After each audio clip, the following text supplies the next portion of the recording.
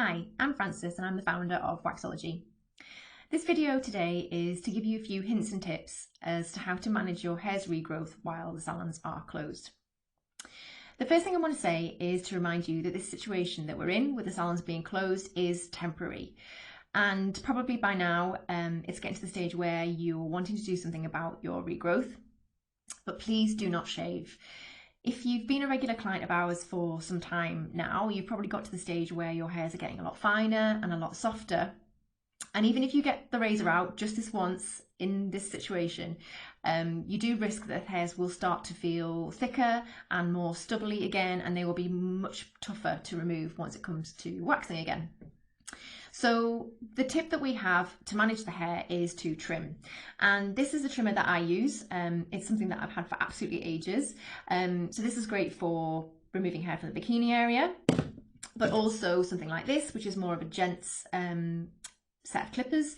These can be used for backs, chests, legs, but what both of these trimmers have is a guard.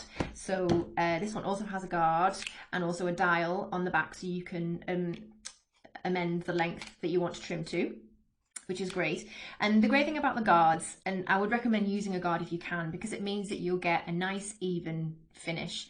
Without the guard, you might accidentally trim bits too short or too long, so you won't get such a smooth, even result.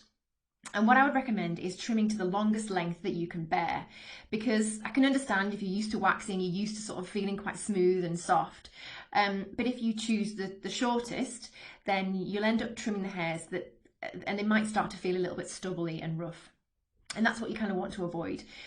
What we're doing by trimming is just thinning out the hairs so that it kind of is comfortable in the short term until we can get you back in for a wax again.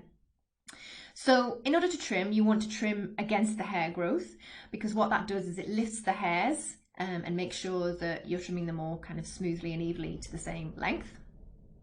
If you're trimming your bikini area and you're a bit conscious about some hairs that might be growing outside of your bikini line, not that any of us are going anywhere in particular, but it is okay to trim those a little bit shorter, because as you'll know from waxing, those tend to be the areas that aren't quite so sensitive.